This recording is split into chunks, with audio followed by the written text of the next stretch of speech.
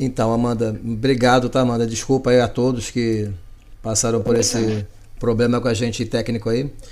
Os meus alunos sabem que eu não gosto de usar essa plataforma, né? Só gosto de usar a plataforma Teams justamente por isso. Apesar dela ser complicada a beça para começar a usar, a gente já está na sexta aula, não teve nenhum problema por lá. Mas o problema é que para acessar, ela precisa de um cadastro anterior. É tipo o Skype, né? O Skype Business. Mas enfim, Aham. pelo menos a Jitsi tem funcionado bem, tá? Para uma reunião somente, uma videoaula, ela é uma excelente plataforma e é gratuita e suporta até 300 pessoas. Então é até uma alternativa para todo mundo, tá, gente? Vamos lá, Amanda, fica à Bacana. vontade, a gente já está gravando, tá? A turma é toda sua. Combinado. Obrigado. Vamos lá, pessoal. Vamos começar aí. Todo mundo vendo, ok? Beleza? Luciana, você vai dando ok, tá? Sim? Então tá, vamos lá. Ferramentas, então, para falar hoje com vocês. Quanto à minha apresentação, que eu já havia explicado um pouquinho, do meu mestrado e do meu doutorado que eu fiz no programa de pós-graduação em Ciência e Tecnologia de Alimentos, caso você tenha interesse em dissertações, por exemplo, na área de cromatografia líquida, foi que eu fiz a minha dissertação com a professora Tatiana Saldanha e o professor Ronoel, tanto tem na pós-graduação, né, no site da pós, quanto nesse site de cromatografia líquida que é da equipe da Embrapa. Então, lá você vai encontrar várias teses, dissertações, monografias, e você pode clicar aqui e baixar a dissertação para entender que vai estar lá. Então, eu trabalhei com esse efeito de esterilização em sardinhas. E na minha tese, tá, eu trabalhei também com efeito de processamento diferente, não foi esterilização, foram outros processos em grãos de milheto. Tá? Na minha dissertação, eu publiquei esse artigo de revisão, e na minha tese eu publiquei esse artigo de revisão também. Então, são duas visões bem diferentes que eu vou passar para vocês hoje. Não querendo filosofar, né? Não gosto de filosofar nas aulas, não, mas eu gosto de dar algumas ideias para vocês, para que vocês comecem a ter os starts e as aberturas. Uma seguinte, que eu falo sem luzes. Gente, vocês têm que pensar, para a gente falar de artigo de revisão, o primeiro ponto, você tem que lembrar a responsabilidade da sua escolha acadêmica, tá? Você escolheu entrar na pós-graduação. Não importa o motivo que você escolheu, importa que você está dentro dela. E isso dá um peso muito grande. A responsabilidade da escolha impacta em vários pontos. Você precisa se dedicar a isso. Você escolheu o meio acadêmico. Então, o meio acadêmico exige várias dedicações extras aí que você precisa ter isso bem claro. Você escolheu estar onde você está, tá? E o que isso tem a ver com um artigo científico, né? A importância de um artigo de revisão. O artigo de revisão... Tira só uma dúvida, vocês só veem a tela, né? Vocês não me veem, ou veem os dois? Somente a tela. Só a tela. Tá, beleza, tá bom. Então, qual que é a importância do artigo de revisão, né, para você na sua escolha acadêmica? Pessoal, a primeira coisa, quando a gente vai começar um estudo, você pega o artigo de revisão, é a primeira base de tudo, é o artigo de revisão. É onde vai te dar as luzes, né, para você começar a iniciar o seu trabalho. Você vai ver tudo. Então, o artigo de revisão é a base. O artigo de revisão, ele é usado compilando todos os artigos de revisões que você vai juntar para poder depois elaborar um livro.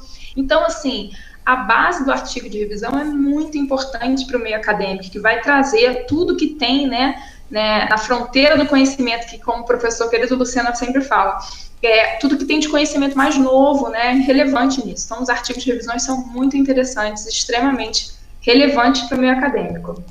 O que é importante no artigo de revisão? Um artigo de revisão, quando você começa a elaborar ele, você começa a aprender a ter senso crítico. Eu sei que por mais que nós tenhamos esse senso crítico já naturalmente, o meio acadêmico, você precisa ter esse senso crítico maior, tá? Então, para você olhar o que você está lendo de forma crítica construtiva, tá? Então, ele vai servir muito para você ter um senso crítico do assunto que você está trabalhando, da proposta de pesquisa que você faz. Então, o artigo de revisão, ele tem essa base, né? Aprender a ter senso crítico. Eu acho que a construção dele ajuda muito. Obviamente, quando você começa a aprender a ter um senso crítico, pessoal, você começa a amadurecer profissionalmente. Eu falo isso porque a construção de um artigo de revisão, aparentemente, para mudar, é só um artigo de revisão. Não é um artigo de revisão, é uma vida inteira ali, tá? Então, você consegue amadurecer profissionalmente porque você está colocando a sua marca ali dentro.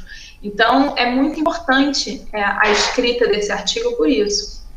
E, obviamente, um artigo de revisão, como você vai começar a iniciar a sua marca, vai te preparar muito como um pesquisador e um orientador. A forma que você escreveu, a forma que você discorreu, como que é o seu estilo, o que você viu que precisa ser evoluído. Então, isso tudo, um artigo de revisão, ele gera muitas coisas positivas para um pesquisador. Então, eu acho muito válido, um artigo de revisão, ele gera vários insights para o pesquisador criar novos projetos. Então, um artigo de revisão é muito além de um paper, tá? Então, assim, o processo de elaboração do review, eu coloquei uma ferramenta de gestão aqui, que é o 5W2H. Essa ferramenta de gestão nada mais é utilizada para a gente criar planos de ação. O nosso plano de ação hoje é montar um review, é montar um artigo de revisão. Então, por que eu escolhi essa ferramenta? Porque tudo na sua vida você tem que usar o 5W2H. Grava essa ferramenta de gestão na sua vida, no meio acadêmico, na indústria, não me interessa. Ele é muito importante. O que ele vai fazer aqui para você? Ele vai falar o que você vai fazer, por que você vai fazer, quem vai fazer, quanto isso vai gastar, demorar, etc. Como você vai fazer, quando e onde você vai fazer. Então, usando essa ferramenta para montar o review, vamos começar. O primeiro ponto para a gente falar em relação a essa ferramenta é isso aqui, gente. Primeira dica básica para a gente conseguir entender como que a gente faz um trabalho é: instale, use e aprenda. Não adianta querer escrever um artigo de revisão se você não tem domínio básico disso aqui. Pelo menos o básico. Você tem que saber mexer nos copos, como o professor Lucena já comentou comigo que você já sabem, então eu não vou trabalhar isso hoje com vocês. Mexer, em plataformas como Mendeley ou EndNote, enfim. Formatar os artigos, os textos. Então, assim, pessoal, vai fazer qualificação, tem que saber fazer sumário automático, tem que saber formatar, não adianta, não tem para onde correr, tá? Tem que saber fazer isso para fazer um artigo de revisão, para você ter um artigo de revisão que a probabilidade de ter erros vai ser bem menor. Saber mexer no Excel, tá? Fazer gráficos, tabelas bem feitas, tá? Isso é essencial para otimizar o seu tempo e fazer um artigo de revisão. Outro ponto, gente, é usar o Dropbox. O Dropbox é um ponto básico que eu acredito que vai ajudar muito vocês terem esse compartilhamento com o seu orientador. A cada ponto que eu fazia do artigo de revisão, tudo que eu atualizava no Dropbox e fazia uma pasta compartilhada com o meu orientador. Então, ele sabia a hora, o momento e o que eu atualizei no artigo. Isso foi muito bom. Essa plataforma eu indico muito. E dica básica também para você fazer um artigo de revisão, gente, aprender a olhar mais de forma crítica as fotografias, no caso, as figuras que possuem dentro dos trabalhos, dentro dos artigos. Observe, veja, tire fotos do seu experimento de forma técnica, de forma profissional, tá? Então, por mais que você não tenha uma máquina, faça uma luz adequada, coloque um fundo preto para você conseguir usar as fotos dentro de um artigo de revisão ou do seu paper mesmo, tá? Então, são dicas básicas para a gente começar. Então, em relação lá à ferramenta 5W2H, eu vou começar a trabalhar agora como primeira etapa, O que você vai fazer? Lógico, você vai fazer um artigo de revisão. Essa é a sua meta, nesse momento. O que você tem que fazer em um artigo de revisão? Agora, o que você tem que se perguntar esse artigo de revisão, eu vou começar a escrever esse artigo em português ou em inglês? Amanda, eu não sei escrever em inglês, tá? O que eu estou querendo dizer isso? Quando você define o que você vai fazer, esse artigo de revisão, você tem que definir a língua também que você vai escrever, porque isso vai impactar diretamente na sua revisão, a revisão para a publicação. Vê se ficou confusa. Quando você vai mandar esse artigo para uma revista, em geral, é obrigatório passar por um revisor, tá? E existem alguns revisores que não aceitam artigos em português, tá? Alguns, muitos aceitam, outros não aceitam, ou aceitam por um valor muito mais caro. Então, vocês têm que já pensar, quando você criar esse objetivo, se esse artigo vai começar a ser escrito em português para depois tradução, ou não, já vai começar a escrever em inglês. Isso, escrever em inglês vai otimizar muito o seu tempo, mas muitas pessoas não gostam, enfim, não conseguem ter domínio, isso é um ponto que você tem que estabelecer esse critério com o seu orientador, eu acho válido. Os trabalhos que eu havia feito com o meu orientador, ele já pediu para boa parte já escrever em inglês. Então, eu acho que é um primeiro ponto você definir. Ah, tudo bem, vai ser em português, não importa. A maioria hoje, gente, esse artigo de revisão que eu havia publicado ele numa revista que aceitava, né, na época, em português. Não tinha como a gente traduzir, etc. E aí, isso pode ser um ponto, um empecilho para vocês, né? Então, hoje a maioria só aceita em inglês. Então, verifiquem isso com o seu orientador, tá? Por causa da questão financeira é importante. Por que você vai fazer um artigo de revisão, tá? Óbvio, motivo, aprender. Você tem que aprender. Você hoje está em formação como pesquisador, então você precisa aprender, né? Absorver conhecimento. E o processo de produção de um artigo review é extremamente importante, né? Para você aprender. Então, por que você vai fazer um artigo de revisão, gente? O seu objetivo é contribuir com a ciência e tecnologia de alimentos, tá? É como se você fosse isso aqui e vai colocar essa pecinha, né, para montar esse quebra-cabeça, né? Você só vai conseguir fazer artigos de revisão de temas, né, que ainda não sejam, não temas, né, mas assuntos que ainda não estão abordados. Existe esse gapzinho, né, que é essa pecinha aqui para você encaixar. Tá bom? Então, o seu objetivo, por que você está fazendo? Porque você vai contribuir com a ciência e tecnologia de alimentos. Obviamente, quando você vai fazer um artigo de revisão, você faz porque isso melhora o seu currículo, tá? O seu currículo Lattes vai melhorar automaticamente, vai melhorar o conceito da pós-graduação na plataforma Sucupira e se o seu desejo final é o concurso público, isso vai impactar diretamente no seu processo de seleção, porque concursos públicos avaliam quais são os artigos que você tem, números e quais são os quales desses artigos, né? A1 vale mais, A2, e aí tem uma ordem. Então, o porquê de publicar, existe esse conjunto de coisas. A base é aprender, melhoria do seu currículo, pós e concurso, e contribuir, obviamente, para a ciência. Quando você vai começar a fazer seu artigo de revisão, gente? Dica, vai fazer um plano de publicação. O tempo voa, né? Então, você já entrou, começa a fazer várias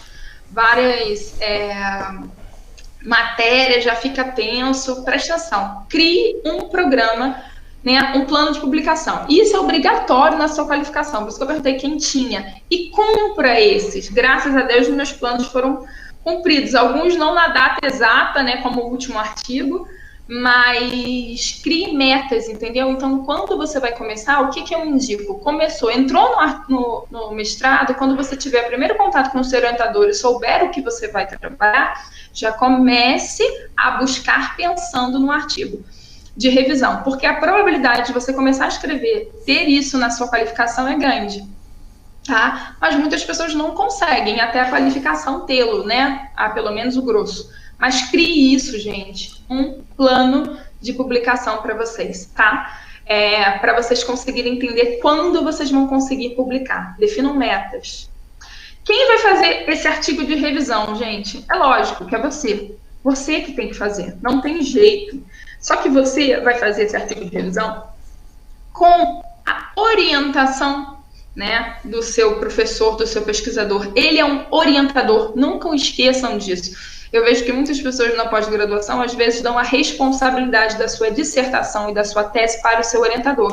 O seu orientador é orientador, ele te orienta. Quem pesquisa é você. Não tem para onde fugir, tá? Então, quem vai fazer o artigo de revisão é você. Quem vai criar os insights são você com o seu orientador. Você pode fazer sozinho, mas você pode fazer também em grupo, tá? Como até a Larissa falou. Por quê? Se o seu orientador tem um grupo de alunos de pesquisa, isso é muito válido, porque vai otimizar bastante o tempo e é válido para todo mundo sai beneficiado nesse grupo. Não é muito comum, eu não sei agora aí na pós, na época que eu estava, não era muito comum isso. Eu particularmente acho muito legal. No meu artigo de revisão do mestrado eu não fiz, mas no artigo de revisão do doutorado eu fiz, tá? Essa parceria com uma aluna do meu orientador. Eu queria fazer uma das tabelas e falei com ela, olha, eu já tenho esse grosso, tem como você compilar isso aqui para otimizar o nosso tempo? Você ganha e eu ganho. E assim foi. Então, pense em quem vai fazer, mas nunca se esqueça que o artigo é seu, tá? E você decide. Então, aqui eu coloquei, né? E quem também vai trabalhar nesse processo de revisão, quem vai fazer esse artigo de revisão também é o revisor, tá? Que vai passar pelo inglês, ou pelo seu professor mesmo, ou por um revisor externo. Quem vai decidir é você. Quanto isso custa, né, Amanda, fazer um artigo de revisão? Gente, a maioria das revistas com alta base de indexação, elas não cobram, tá? Mas fazer um artigo de revisão, quanto isso custa? Bastante tempo, tá? E tempo é dinheiro, tá? Então, vocês têm que ter bastante planejamento, porque vocês que são bolsistas ganham bolsas para... a sua bolsa é o seu trabalho. Amanda, a bolsa não é muito, não interessa, mas você ganha. Esse é o seu salário. Então, você precisa retornar, né, ao governo ciência, que é isso que ele está te pagando, né? Então, como as bolsas estão em perigo, gente, o que custa um artigo de revisão são as suas bolsas aí. O que a CAPES ou o CNPq está investindo em você? Isso custa os artigos. Então, você tem que colocar isso em peso, observar, né, quanto tempo você vai organizar e quanto isso custa. Custa muito tempo, vocês saibam disso e se preparem. Amanda, desculpa, tá? Só para você falar uma coisa importante, que é o custo, né?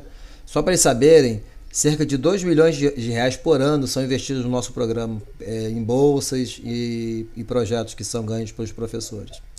Então, só informação relevante para eles saberem, né, que não é gratuito, tá bom? Obrigado por ter levado isso.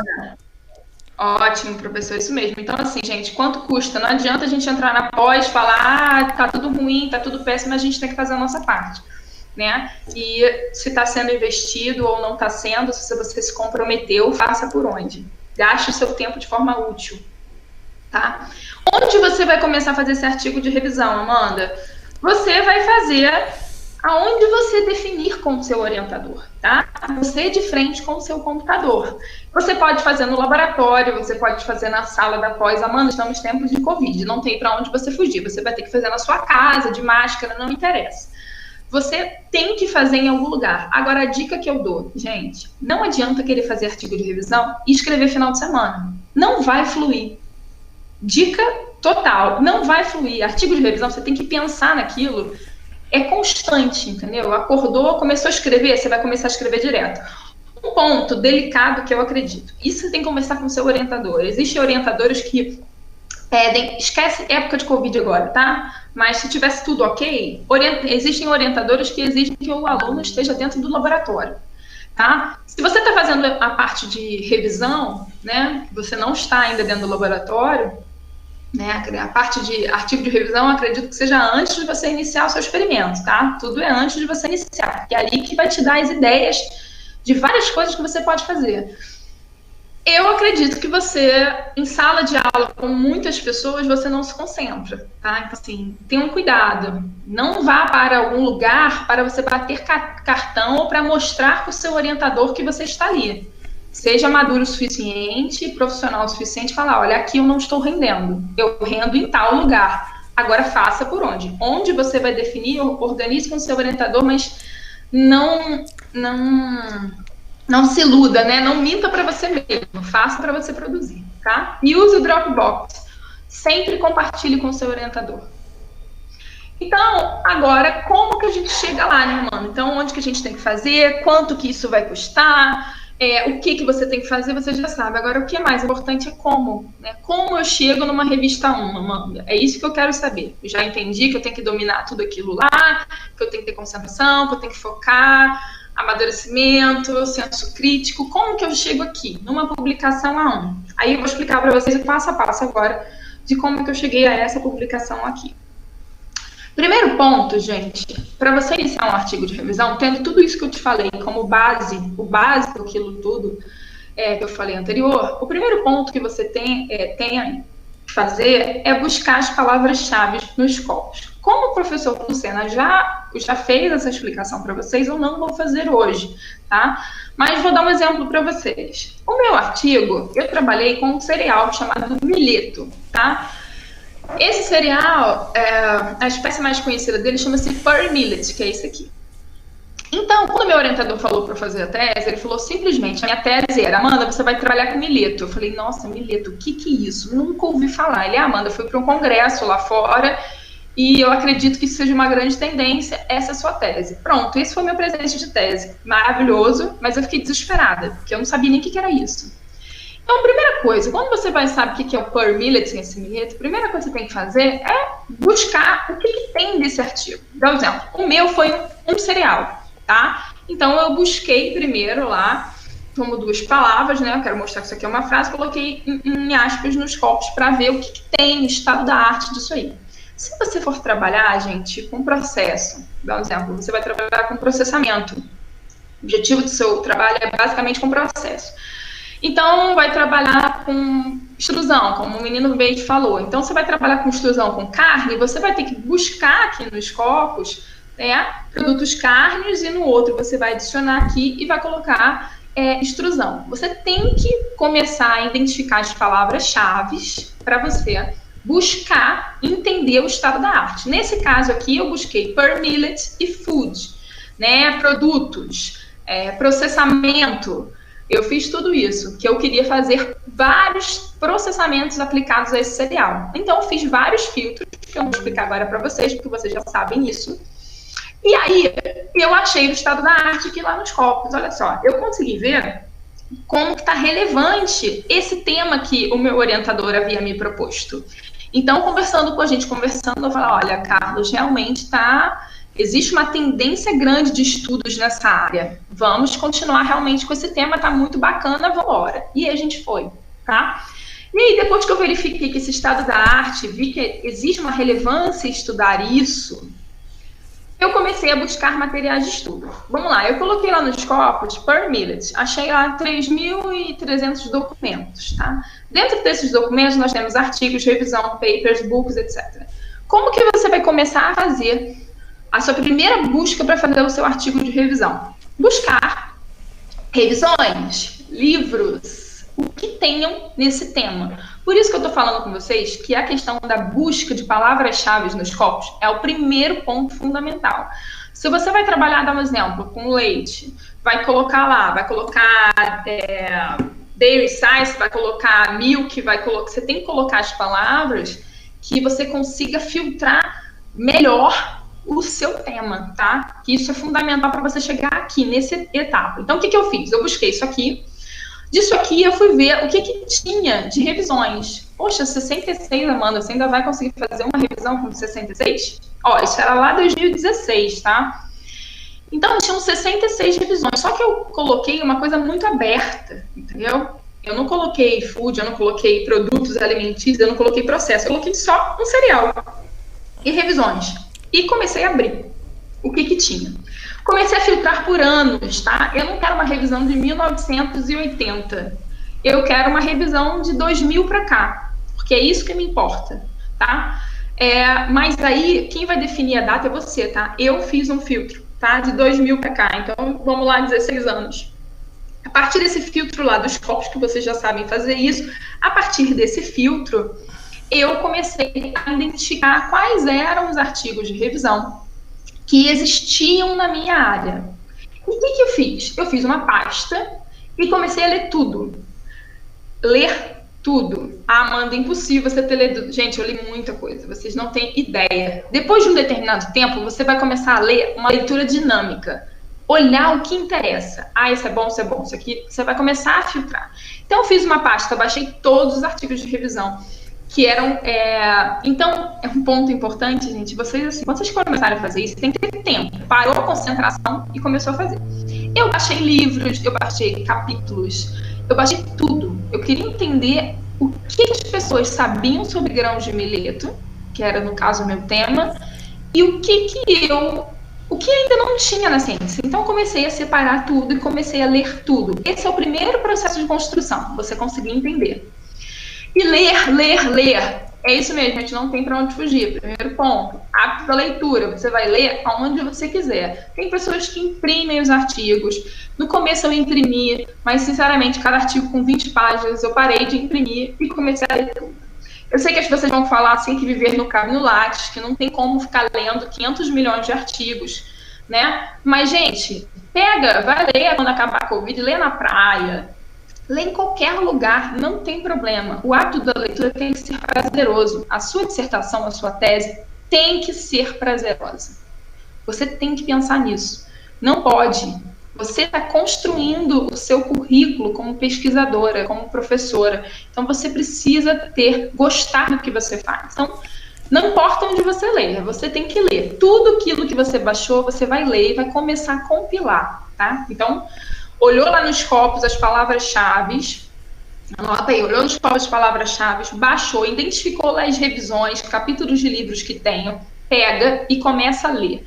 A partir dessa leitura crítica dos trabalhos, você vai começar a identificar o que falta. E aí vai começar a ter os insights para o artigo de revisão e para a sua própria dissertação e a sua própria tese. Um ponto que eu estou querendo dizer para vocês é o seguinte: a minha tese era uma, e a gente mudou completamente. Mas quem mudou? Foi o meu orientador? Não, fui eu. Por quê? Porque eu estava lendo muito e colocava propostas para ele. E depois de nós avaliarmos um com o outro, nós criamos novas ideias. Então, assim, tenham cuidado, é que muitas pessoas têm esse hábito de achar que o negócio deu errado. Tudo é culpa do orientador. Não é bem assim, existem casos e casos, tá? A dissertação, a tese é feita em cooperação, tá? Então, sempre vocês criem isso na sua cabeça. Quando vocês começarem a ler alguns trabalhos, gente, observem nos detalhes, tá? Como eu coloquei assim, a vida é feita de detalhes, e esses detalhes que fazem a diferença. Como assim, Amanda? Senso crítico. Vai pegar um artigo, começa a ler e detalhar o que ele está falando. Eu vou dar alguns exemplos para vocês aqui. Leia e separe os melhores modelos de revisões já publicadas e estratifique-as. Isso ajudará você a dividir o seu artigo de revisão. Como assim, Amanda? Que leitura crítica? Vou começar a explicar para vocês que leitura crítica é essa e vou dar alguns exemplos. Quando você pegar alguns artigos, que eu vou abrir agora para vocês, quando lerem o artigo, você tem que ver que contexto que ele iniciou, tá? As fotos, as tabelas, os modelos, as referências como foram usadas. Você clica nas referências, porque a partir das referências você vai conseguir ter várias coisas. A revista que foi publicada, o tamanho do artigo, estrutura geral. Você tem que avaliar os artigos que você pegou, os melhores modelos, né, desses artigos de revisões, e avaliar de forma muito crítica. Dá um exemplo.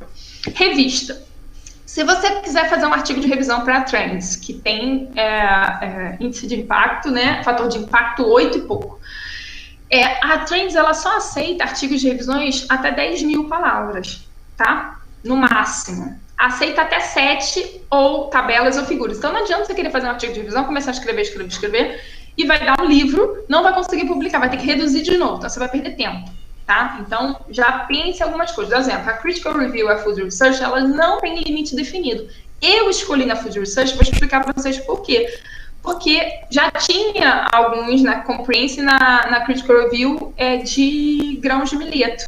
Então, não quis mandar para a mesma revista. E como o meu artigo estava gigante, não tinha limite definido, eu escolhi essas. Mas isso é um ponto extremamente importante, vocês olharem os estilos das revistas que identificam. Um ponto também, gente, em relação ao artigo de revisão é o seguinte: o artigo de revisão, toda revista gosta, que aceite, né, gosta, porque isso aumenta o fator de impacto dela. Porque todo mundo vai começar a iniciar um estudo pelo artigo de revisão. No artigo de revisão, você vai ter vários insights de várias coisas, então a probabilidade de citação é grande, tá? Então, assim, você vai conseguir começar a aprender o tema, conseguir ser citada bastante com artigo de revisão. Vou dar alguns exemplos de artigos aqui para vocês. Vou parar o compartilhamento e vou compartilhar outro. Vocês estão entendendo aí, tá beleza? Adoro ler na praia, ótimo. Eu também, Larissa, eu leio muito na praia. Meu orientador, o Noel, sempre falou muito isso comigo, eu sempre acreditei muito nisso. E sempre li muito na praia. Vamos lá, vou mostrar para vocês aqui em relação a alguns itens de crítica, como fazer uma crítica, como fazer uma observação nos artigos. Olha só, eu vou compartilhar aqui para vocês um artigo de aquecimento ômico. Eu trabalhei com aquecimento ômico também na minha tese, foi um dos processos que eu fiz, tá? Então, olha só, se vocês observarem, quando eu falei que vocês têm que avaliar criticamente a questão dos artigos, as tabelas de uns anos para cá começaram a vir constantemente nas publicações. Aumentou muito publicação com tabela, muita tabela. Eu vou mostrar para vocês algumas aqui. E eu particularmente gosto muito de tabela, facilita muito, reduz bastante o tamanho do artigo, otimiza o tempo da pesquisa. Olha só, esse artigo aqui publicado na Trends em 2010, ele falava sobre revisão de aquecimento ômico, tá? Olha o que ele fazia. Ele explicava, fazia uma introdução, explicando sobre aquilo ali, explicava o que era o processo, né, da condução, olha aqui, a inativação microbiana, efeito, conclusão. Gente, olha o tamanho desse artigo de revisão. Em 2010, tabela nenhuma, tá? E ele fez um macrotema, aquecimento ômico. Tem sentido fazer hoje um só sobre aquecimento ômico? Probabilidade muito pequena. Esse aqui é muito citado. Sabe outro? Aí sabe o que aconteceu? Em 2010, aí já rolou. Em 2000 e... Aí aqui, ó, vou mostrar para vocês um de 2016. Depois de 6 anos, né? Quer dizer, já rolou aquecimento ômico. Então, dá para fazer um artigo de revisão sobre aquecimento ômico? A probabilidade é pequena, né? Desse tema macro, né? Mas você pode fazer um artigo conseguindo pegar um eixozinho. O que ele fez? Ele deu uma opinião sobre o aquecimento ômico com alimentos, com alguns detalhes que o outro não tinha. O que ele começou a falar? Falou sobre os princípios também, falou sobre os impactos, as interações dos componentes e começou. Ó, tabela 1. Você vê, 6 anos depois, olha esse artigo aqui. Ele começou a explicar a comparação e aplicação de diversos parâmetros, né, de aquecimento ômico. Olha aqui, ele colocou exemplos de produtos, colocou as condições usadas e os efeitos e as referências. Olha o tamanho desse artigo. Tudo na mesma revista, tá? Olha aqui. Aí depois, segunda tabela, terceira tabela. Ele também está falando sobre aquecimento ômico em alimentos. Aquele primeiro falava sobre alimentos, esse também fala. Só que esse fala o que o outro não disse. Ele não detalhou. Amanda, Oi? Eu acho que você não está compartilhando esse segundo artigo. Só estamos vendo o do Knirsch. Opa, eu tô aqui falando sozinha? Não. Peraí. A gente ouviu tudo que você falou, tá? É que você deve ter compartilhado só a janela. De repente você compartilha o programa. Viu aqui? Sim. Trends, 2016. Sim. Beleza? Sim. Então tá. O que acontece? 6 anos depois da publicação na mesma revista, com o mesmo tema, e você fala, poxa, aquecimento ômico? Sim, aquecimento ômico. Só que, o que esses autores verificaram? Que aquele artigo lá ainda tinha vários gaps, tinham vários pontos que ainda não tinham sido abordados. E aí ele fez um artigo de revisão abordando esses pontos que ainda não foram. Como eu estava falando lá, olha só. Tabela, olha o tamanho da tabela. De aplicações. Gente, esse modelo de tabela é maravilhoso, eu usei no meu artigo também, vale muito a pena vocês fazerem. Porque otimiza muito, você coloca vários artigos aqui, e a pessoa, trabalhou com o quê? Dá um exemplo. Se você for trabalhar com aquecimento ômico, extrusão, um exemplo, você vai olhar o produto, vai olhar a condição usada na extrusão, no aquecimento ômico, o que ocasionou e as referências. Olha o tamanho desse trabalho. Ó. 2, 3 tabelas, tá? quatro páginas de tabela. Olha a diferença. Aí ele fez uma só de inativação de micro-organismo. Então ele fez uma de efeito nos alimentos e outro efeito na parte microbiológica. Então a parte de processo. Falou sobre aspectos da alergenicidade que o outro não havia falado, aspectos sobre controle que o outro não havia falado, sugeriu, né, as pesquisas que tinham que ser feitas. Gente, esse artigo teve 13 páginas, tá? Então, uma outra tendência que está tendo muito grande é de você utilizar muitas tabelas para você explicar. Os anos têm, com o tempo, todos esses artigos têm aumentado a necessidade de tabela. Você fala, Amanda, tudo bem, mas será que ainda tem lógica mandar um artigo de revisão sobre, dar um exemplo, aquecimento ômico? Sim, olha só. Esse aqui, da pós-graduação, né, de uma pessoa que eu gosto muito, chama-se Leandro, ele fez aquecimento ômico aonde? Em processamento de lácteos, dando um outro apelo, relevância aos aspectos de segurança e qualidade. Então, gente, sempre tem como, se a sua dissertação e a sua tese, a sua proposta de projeto, tem relevância lá, segundo os Scopus, enfim, a proposta que não somente pelos Scopus, mas é um norte para vocês. Existe uma relevância de pesquisa, ainda não tem. Toda pesquisa é necessária quando não existe, né? Existem dúvidas sobre aquilo, né? Ainda existem esses gaps, esses buracos. Vale a pena ser feito um artigo de revisão. Então, esse foi específico, olha só, na mesma revista, tá? Então, aqui ele foi em 2016, um ano depois a revista foi e publicou. Olha aqui. O que ele fez diferente? Colocou já uma figura que o outro não tinha, colocou importâncias do parâmetro do processamento que aqueles não abordavam, tá? Colocaram diferenças de temperatura, colocou efeito em diferentes inativações microbianas, mas em lácteos. Aqui ele falou sobre microbiano, né? Só que aqui em lácteos. Então, olha, bacana, efeitos intrínsecos, olha o tamanho, olha a quantidade de tabelas, várias, tá? Então aqui a gente já tem 4 tabelas. Só que esse, como foi em lácteos, tem menos páginas, né? Aí o que ele colocou interessante, ó, vantagens e desvantagens, tá? Desse processo, perspectivas que os outros não tinham, tá? E isso dá uma puxada, perspectivas, eu fiz isso no meu também. Essa perspectiva te dá uma puxada para os próximos estudos que você vai fazer, ou que, enfim, que você acha interessante para a galera começar a fazer. Então, eu queria mostrar esse aqui para vocês, é que vocês acham, às vezes, que não vou mandar um artigo de revisão para um lugar para mandar para a mesma revista. Eu, inclusive, fiquei bem preocupada quanto a isso, que eu não iria mandar para a mesma revista que tinham feito, mas eu percebo que foi uma bobeira, né? Eu poderia ter mandado para a mesma sem problema nenhum. Vocês estão vendo agora a apresentação? Sim. Beleza. Sim. Então, como eu falo, a leitura crítica que eu quero dizer é isso. Olha o contexto, olha as fotos, olha as tabelas, vê a revista que foi publicada, essas revisões que você separou,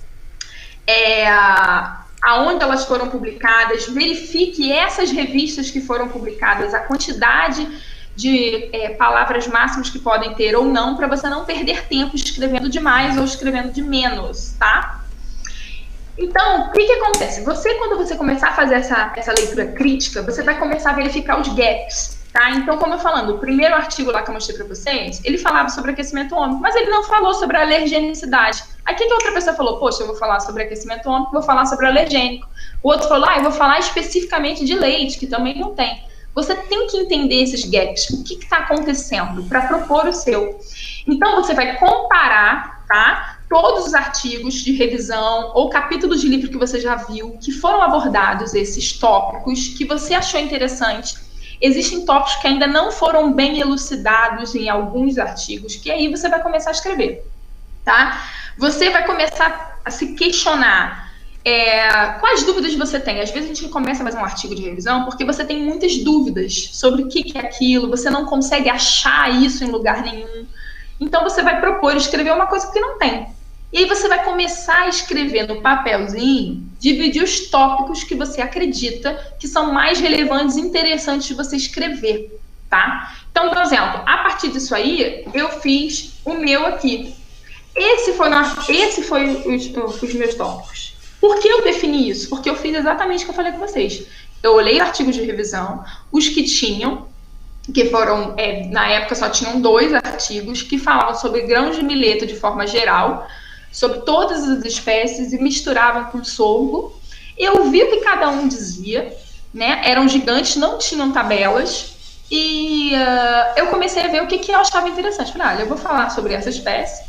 Essa espécie é produzida no Brasil há mais de 50 anos e ninguém consome, então vou focar uma coisa potencial aqui, né? No país. Então eu coloquei, fiz uma introdução, que vou explicar para vocês agora, fiz essa divisão, ó, usos desse grão no Brasil, qualidade nutricional desses grãos. Por quê? Porque eu acredito que isso é importante. Eu quis comparar com todos os outros cereais. Efeitos de processamento, benefícios à saúde, produtos e alimentos, bebidas e alimentos, né, produzidos com esse grão. Conclusão e futuras perspectivas. Foi essa a minha proposta, tá? Então, a partir disso aqui, eu criei mais ou menos o que eu iria estudar e aí comecei a escrever. Eu comecei a escrever um título base. Gente, o título, você pode escrever até no final, sabe? Você vai ajustar ele no final, mas cria um título base só para você ter um direcionamento, você está escrevendo alguma coisa, tá? Esse título foi ajustado no final, esse no Brasil não estava, tá? Um dos revisores que propôs, porque eu tinha focado muito no país, então ele propôs isso, então o potencial desse grão, vermelho, no Brasil, na segurança alimentar, no processamento, nos benefícios da saúde e nos produtos nutricionais. Você fala, nossa, Amanda, que título gigante. Pois é, a questão do tamanho de título, eu tenho visto algumas opiniões quanto a isso. Alguns querem a opinião realmente de uma proposta de realmente pergunta, tipo, você está fazendo um trabalho, a resposta, né, do seu artigo, a conclusão do seu artigo ser o título, tem várias ideias aí. Mas a minha proposta era essa, que é exatamente o que eu quis colocar. Como que eu comecei a fazer a introdução? Então, depois que eu tinha tudo isso compilado, eu comecei a fazer a introdução. Como é que eu fiz? Eu comecei a ver como os outros artigos faziam a contextualização. Porque a introdução, gente, ela é bem difícil, porque ela tem que ser sucinta e introduzir mesmo, iniciar aquele assunto para o leitor, né? Então, um artigo de revisão, eu particularmente acho difícil a introdução por isso, porque é tanta coisa que você escreveu, você tem que ser objetivo. E ser objetivo é sempre difícil, né? Pelo menos para mim. Contextualização, mostrando a área de trabalho e a importância do estudo. Como é que eu fiz isso?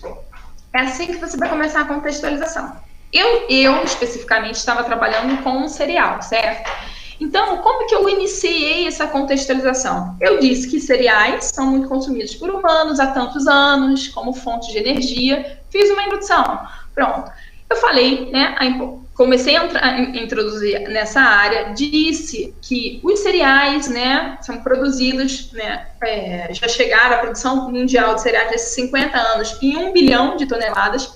Amanda, como você descobriu a questão da produção, a quantidade de produção, tempo? Gente, usem o Faustat, tá? O Faustat, ele vai te dar todo esse balanço de produção de várias categorias de cultura, que é muito utilizado e muito usado. É interessante você contextualizar a sua área, mostrando a relevância dela, que, nossa, olha a quantidade de produção que aumentou 1 bilhão. Amanda, tem esse dado 1 bilhão lá no Faustat? Não. O que eu fiz? Eu fiz um balanço de 50 anos e fiz. Quanto que aquilo tinha? Entendeu? Então, você não necessariamente você precisa escrever exatamente lá. A produção aumentou em 29% desde 2013. Que era o último dado da época. Então, você tem que olhar os dados que estão lá, interpretar e trazer aquilo para o artigo, tá? Então, eu mostrei que é interessante, mostrei que a produção tem crescido, mostrei que no Brasil ele é o 6º cereal mais produzido, tá vendo? Eu estou construindo um pensamento para eles. E que no Brasil, a maior produção são esses cereais, quer dizer, aquele lá que eu vou falar não tem nada. Só que eu estou mostrando a importância desse estudo nesse campo agora, que no aspecto da agricultura, gente, a agricultura é um setor muito vulnerável a mudanças climáticas, né? E a gente está tendo um aumento, né, um crescimento da população mundial, estima-se 9 milhões até 2050. Então, olha só, eu peguei um artigo já fiz o cálculo, como que ele tinha, qual que era a expectativa a partir daquele artigo e fiz esse dado. Então, são dados que você pode pegar a partir de uma fonte e você montar ele, entendeu? Então, mostrei, olha, a produção de cereais está crescendo, a produção de alimentos precisa crescer, só que a agricultura é muito vulnerável e a gente pode ter vários problemas com mudanças climáticas e algumas culturas não serem resistentes. E nesse contexto entra o grão que eu vou estudar, tá? Que ele é uma alternativa, porque ele é, enfim, eu vou falar sobre aspectos fisiológicos dele, né? Das características, que ele é tolerante, babá. Então, eu vou construindo esse pensamento para o leitor, tá bom? Então, essa é a ideia da introdução. Na introdução, então, você vai contextualizar, mostrar a sua área de trabalho, no caso a minha foi os cereais, e a importância do estudo desses cereais, no caso desse meu, que eu queria estudar, no campo da ciência e tecnologia dos alimentos. E aí eu vou explicando já na parte da introdução o que é esse grão, da onde que ele é feito da família, que ele tem 10 mil anos. Gente, sem brincadeira, esse negocinho aqui foi uns 5 artigos para eu ler, só esse início. Para eu descobrir que esse artigo é da Nature. Então, assim, cada detalhe do seu artigo são muitas leituras, são muitos artigos para você pegar um parágrafo, para você ter um link dele. Então, assim, por isso que eu estou falando que não tem muito para onde fugir. E aí, o que é interessante? Eu falei sobre esse grão, que ele é um grão, essa família é muito produzida há muitos anos, que conseguiu essa quantidade especificamente, tá? E que vou explicando a cultura. Uma cultura interessante, mas qual a produtividade dessa cultura, Amanda? Ela é boa, mas aí eu explico. Ela tem uma produtividade X, só que ela é baixa, por quê? Porque existem poucos estudos. E aí eu vou começando a trazer os gaps, né? Escrever o que é controverso ou ainda não esclarecido, que precisa ser dado ênfase. Ela é uma cultura super resistente, produzida no Brasil há muito tempo, só que ela tem pouca produtividade porque tem poucos estudos, né, investimento, e eu começo a trazer essas ideias dentro da introdução, tá? E aí, na próxima etapa, então, falei a contextualização, dei a entrada na introdução, falei sobre o gap, o que ainda precisa ser esclarecido, o que precisa ser dado ênfase nas pesquisas, que eu comecei a trazer essa ideia para cá. E aí, a outra etapa foi o quê? A fronteira do conhecimento. Eu comecei a mostrar o que já tem de artigos sobre essa área e comecei a citar novos trabalhos que possam exemplificar a importância de avançar nessa pesquisa. Gente, ó, tem até hoje, esse cereal, esse pernil, ele pode ser usado em muitos produtos, né? Ele é conhecido como nutricereal. Mostrei todos os artigos de relevância na época, tá? Os artigos de revisão são para o ideais, são de 2 a 5 anos para trás, então os mais avançados, meu artigo foi de 2017, então os que tinham mais novos eram esses, tá? Aí você fala, 2005, mano, pois é, porque era o único do Brasil aqui que eu tinha de relevância na época. Então, aí começa a explicar por que a gente precisa avançar, porque aqui no Brasil a gente tem 32 milhões de 32 milhões de hectares, que possivelmente muitos deles são plantados com milheto, aproximadamente 5 milhões. E aí eu explico e falo. Por isso, né, o objetivo, o propósito dessa pesquisa foi enfatizar, fazer uma revisão da importância nutricional tecnológica, os benefícios para incentivar a indústria de alimentos aos brasileiros a consumirem, etc. Então, no final dessa introdução aqui, eu fiz o objetivo dessa pesquisa. Que nada mais é a mesma ideia de um artigo normal, tá? Um paper de pesquisa normal. Então, aí eu comecei a falar sobre o grão, esse aqui no meu artigo. Isso aqui, gente, o que eu falei? O lance de vocês observarem em relação a figuras. Eu verifiquei em gap, todos os artigos de revisão que eu via, capítulos de livro tinham figuras, que eu adorava. Eu vi vários livros, mas artigos eram muito poucos, quase nenhum tinha figura. E eu acho tão importante, assim, pelo menos a minha visão, você olhar a figura do produto que você está estudando, né? No caso, o meu era o cereal. E aí, essa figura aqui, eu pedi para o pesquisador que cedeu os grãos, gentilmente, para a gente, tirar a foto da plantação. Então, ele mandou essa foto. E essa foto aqui foi o Sidney, meu co-orientador, que tirou a foto desse grão plantado na Embrapa, que a gente havia plantado, para poder fazer alguns testes, verificar como é que estava o crescimento. Eu fiquei super curiosa e fiz um teste experimental lá. Então, isso foi a foto que ele tirou. Então, eu coloquei no meu artigo de revisão. Usos do permillet no Brasil. Gente, para escrever essa coisinha aqui de 5 parágrafos, nem sei quantos artigos eu li. Foram muitos, muitos mesmo, porque você precisa ser direto, mas você tem que contextualizar. Você vê, no Brasil entrou em 1929. Aí eu falo, em 1960 aconteceu isso, a produção foi essa. Só que são vários artigos compilados. Eu falei que não tinha nenhum estudo que eu achasse. Comecei a falar sobre composição nutricional, por quê? Porque eu acho que isso é extremamente relevante para a gente estudar. Nessa composição nutricional, nesse início, que é essa introdução que eu fiz aqui, eu disse, né, que a gente tem buscado produtos com alto teor de fibras, né, e micronutrientes. Então, já comecei a mostrar que era interessante. E mostrei a composição química geral, eu fiz uma média de tudo que eu fiz na tabela e coloquei aqui. Tá? Olha aqui. Então, eu coloquei carboidratos, especifiquei todos os carboidratos que tinha. Todos que tinha, não, a quantidade que tinha comparado, lipídios, proteínas e aminoácidos. Não tinha nenhum artigo que eu havia visto falando sobre aminoácidos, inclusive benefícios que esses aminoácidos tinham. E aí eu resolvi fazer essa tabela comparativa. Eu coloquei o grão, né, do milheto, o millet, comparado aos cereais tradicionais, tá? E fiz essa tabela. Gente, quem trabalha com tabela, com parte de composição, sempre é muito bem-vindo. Onde que eu fiz? Isso aqui, ó, que está aqui escrito aqui embaixo, foram as fontes que eu utilizei. Eu olhei esses artigos, verifiquei o que tinha nesses artigos aqui.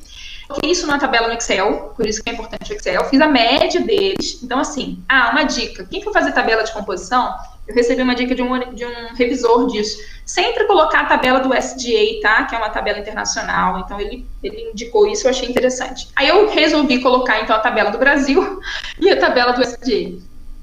Então, eu peguei esses dados desses artigos inteiros, tá? Todos aqui, inclusive um livro, que foi um dos que eu achei. Então, eu fiz a variação e a média, tá? Então, eu fiz essa tabela aqui a partir de vários dados que eu havia compilado no Excel de média desses trabalhos aqui. Resolvi fazer um de aminoácidos. Gente, isso aqui, por isso o Excel, vocês avaliarem. Os artigos, às vezes, eles colocam em... esqueci agora o nome. Eu coloquei gramas por 100 gramas, mas tem várias formas de você apresentar esse resultado, né? Tipo antioxidante, né? Que você vai colocar, você pode apresentar em vários. Lucena pode falar bem melhor isso. Estou esquecendo o dado. Você pode apresentar de várias formas o resultado.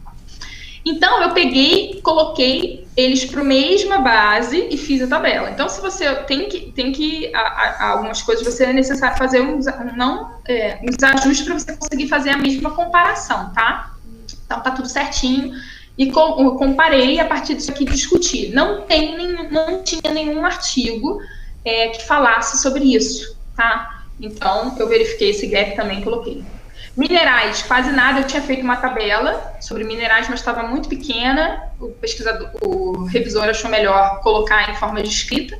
Tá? Tudo em base seca, que é um ponto importante. Então, nos cálculos que você for fazer, você tem que ter esse cuidado. Bioativos e fatores antinutricionais, né, os coelantes, não se tinha isso quase nada. Tinha um artigo muito específico falando, mas eu queria, gente, na verdade, fazer um artigo de revisão que a pessoa pegasse um artigo de revisão, não precisasse pegar nada, entendeu? Eu queria que ela pegasse tudo que tivesse ali. Então, eu fiz um pouquinho de cada. Bioativos, falei sobre os pontos mais interessantes que eu vi nos artigos que eu li, e de fatores antinutricionais, os pontos mais relevantes. Falei sobre os aspectos do processamento e efeito. Você vai fazer um grão, você vai usar esse grão, quais são os processos que você pode utilizar nesse cereal? O que você pode fazer com ele? Então, se você vai trabalhar com um produto, com um alimento especificamente, que tipos de processos podem ser e que efeitos de processo? Então, eu explico o que é cada processo, o que é o tosteamento, o que é a extrusão, o que é a germinação, decorticação, e faço uma tabela sobre o processo e os efeitos de processo e as referências. Então, por exemplo, a cocção vai produzir redução disso, redução daquilo e aumento de alguma coisa. Isso tudo aqui, eu li todos esses artigos aqui, vi o que era de ponto-chave e defini. Isso aqui, gente, para quem está lendo o artigo de revisão, otimiza muito a vida, porque a pessoa fala, nossa, eu vou trabalhar com cocção. Aí ele olha isso aqui, entra aqui. Então, por isso que as revistas gostam muito de artigo de revisão. A probabilidade de citação é grande. Eu coloquei todos os processos que você pode trabalhar com esse grão e todos os efeitos que tinham sido publicados até a época, tá? Então você vê, o meu artigo é 2017, os últimos artigos lançados eu fiz, tá super atual na época, né? Então, benefícios à saúde, eu falei sobre todas as propriedades que eu havia feito.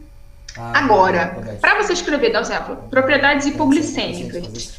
Para fazer uma introdução, se eu estou falando sobre propriedades hipoglicêmicas, que o grão de milheto já tinha alguns estudos, eu fui e peguei lá na Organização Mundial da Saúde como é que está o efeito, como é que está em relação ao crescimento dessas doenças crônicas não transmissíveis, como diabetes, no caso. Aí eu falei que a diabetes é uma das doenças que mais acomete o mundo, a sexta que mais mata no mundo, e que no Brasil é a quarta que mais causa morte. Aí eu fiz essa introdução e iniciei os trabalhos. Então, sempre você tem que fazer alguma introdução. Câncer, eu disse os tipos de câncer que mais ocasionam, tá, mortes, ó, últimos dados, né, os dados nacionais, aí eu entrei, né, nos trabalhos. Tá? Propriedades anticancerígenas, então eu expliquei tudo isso. Propriedades probióticas e prebióticas. O que acontece? Se você está trabalhando com algum alimento ou com algum processo nesse alimento, enfim, o que seja, você tem que pensar tudo que é interessante. Eu penso, eu estou fazendo um processamento, esse processamento vai impactar o quê? Benefícios, né, na parte nutricional ou não, impactos na saúde, o que tem. Isso é muito interessante, isso impacta positivamente no seu trabalho. Então, eu coloquei tudo isso, tá? E o que é legal, gente, que quem trabalhar com probiótico pode ler isso aqui, pode ver outra coisa, você vai colocando as palavras-chave. Coloquei sobre bebidas e alimentos. Luciana, tá tranquila aí? É muito estranho, que eu não vejo ninguém, parece que eu tô sozinha, né? Amanda, tem uma pergunta aqui da Nathalie. Se você puder acessar aí o chat, você consegue, não? Posso. Porque ela perguntou sobre o SDA.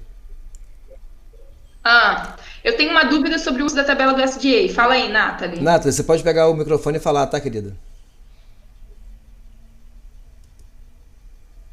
Larissa. Jéssica, o Sidney é top das fotos. Alô, Nathalie, vai falar? Tá, ela está tentando abrir isso aí. Gente, deixa eu só ajudar o pessoal aqui, porque nessa plataforma vocês podem clicar na mãozinha ali, levantar a mãozinha, aí eu vejo, né, aqui do ladinho, e aí eu interrompo a Amanda, tá? Porque nem sempre a gente está lendo o bate-papo, né? Porque como eu tô gravando, se eu ficar com o bate-papo aberto aqui, ele fica na metade da tela.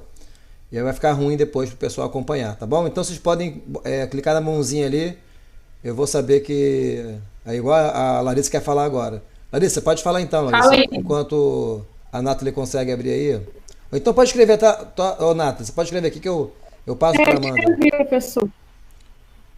Larissa? Qual seria a diferença da tabela brasileira para o SDA? Tá, Larissa. A diferença entre a tabela brasileira e do SDA é a seguinte.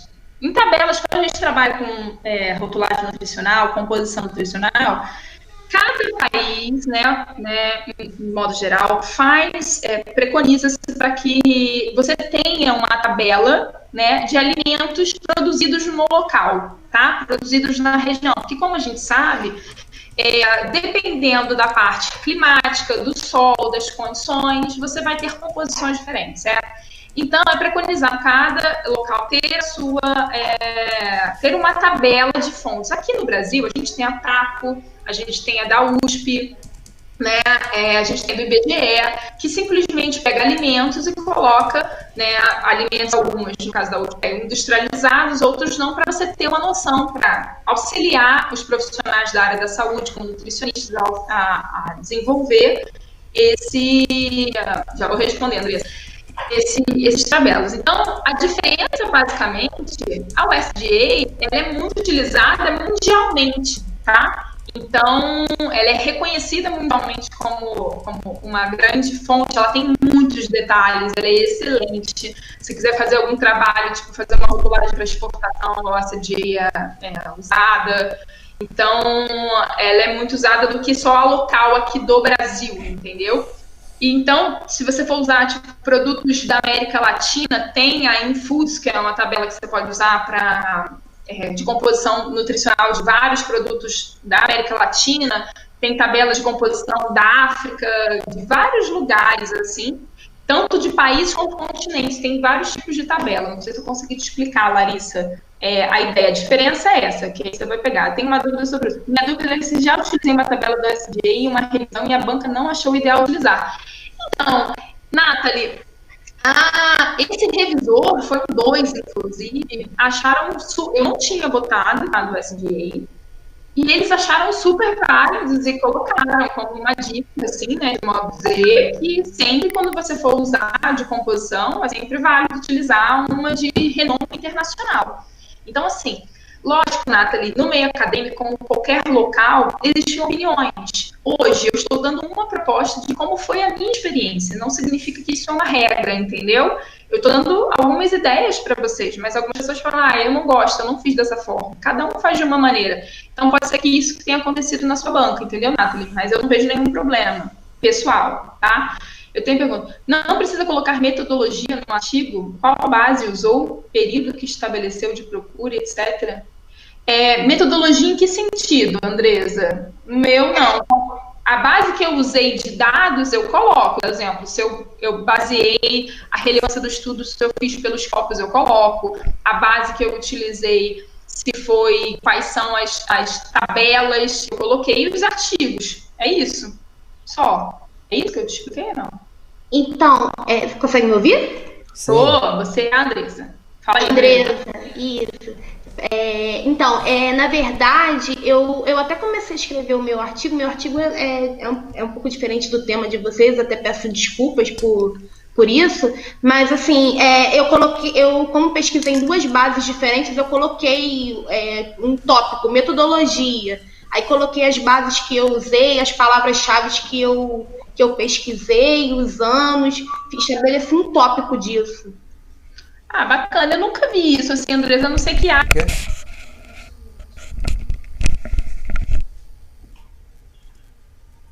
Amanda, se você vai me permitir ajudar, posso falar alguma coisa, Amanda, em relação a essa pergunta da Andressa? Amanda, você está me ouvindo? Eu tô. Então tá bom, não estava mudo. Ficou mudo, eu fiquei sem querer. Mal.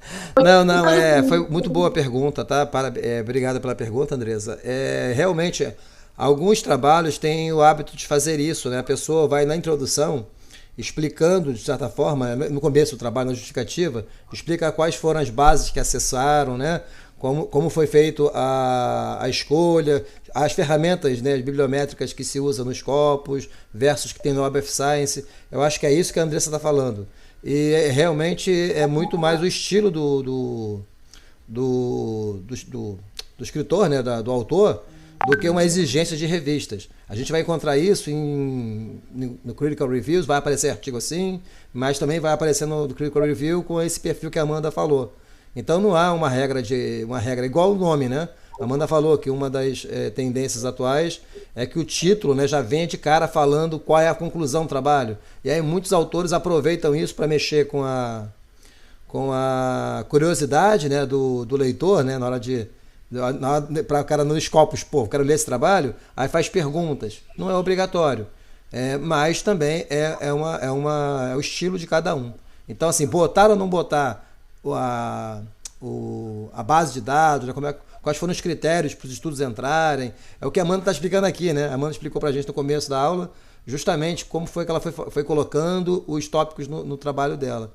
E muitos autores acham interessante colocar de forma bem resumida isso. Eu acho que era isso, né, Andressa, que você queria saber? Eu acho que era isso mesmo, Luciana. Não é regra não, tá? Mas é interessante às vezes pensar nisso. Eu tinha muita dúvida em relação a isso. Muito obrigada, foi isso mesmo, minha dúvida. Muito obrigada. Eu já vi alguns trabalhos, que bom. Obrigada, professora Luciana, ter esclarecido a Andresa. E realmente, você falou agora, me veio esses insights mesmo de lembrança, que existem alguns trabalhos. Foi feita uma pesquisa utilizando base de dados e tal, mas eu vi poucos, assim, na área de alimentos. Eu vejo alguns falando sobre pesquisa, tipo, até na área de consumidor já via. De alguns pontos. Que bom. Explicou, então. Amanda, só mais uma dúvida. Tem alguns colegas aí que não estão conseguindo ouvir e não estão conseguindo falar. O que aconteceu? Muitos de vocês clicaram no link e deixaram a sala aberta lá. Ou então entraram sem fechar lá. O que acontece? O site anterior estava ocupando tanto o microfone quanto o fone de ouvido. E aí vocês precisam mexer na configuração. Aqui tem 3 botõezinhos, não tem? 3 pontinhos no lado inferior direito. Cliquem ali e mexam em configurações de dispositivo. E aí vocês tragam de volta tanto o microfone quanto o alto-falante para esse site. Entendeu, Elizabeth? O caso da Elizabeth é esse. Beleza? Quem quer falar e não consegue provavelmente por causa disso. Ou então fecha o outro site e, além disso, vem aqui na configuração e configure para o microfone e o alto-falante. Desculpa, Amanda. Eu tinha falado que tem muita gente que não está conseguindo ouvir. Nada, que isso. Vamos embora. Vamos voltar lá. Então, deixa eu ver aqui. Bom, em relação, então, eu estava falando em relação aos benefícios, né? Essa proposta que eu havia feito aqui, explicando, fazendo essa correlação dos probióticos, ok. Aí, o que é interessante? Eu não vi, isso é um gap que eu tinha identificado, alguns estudos falando sobre alimentos e bebidas. Eu dou exemplo. Dentro da minha proposta da tese, era trabalhar o quê? Ia fazer snack desse grão. Tinha pouquíssimos trabalhos de snack, quase nenhum que falava sobre efeito, sobre quem vai trabalhar com snack aí que falou, já com extrusão é uma ótima, você conseguir colocar, vou mostrar agora para você, os parâmetros usados na extrusão, tá?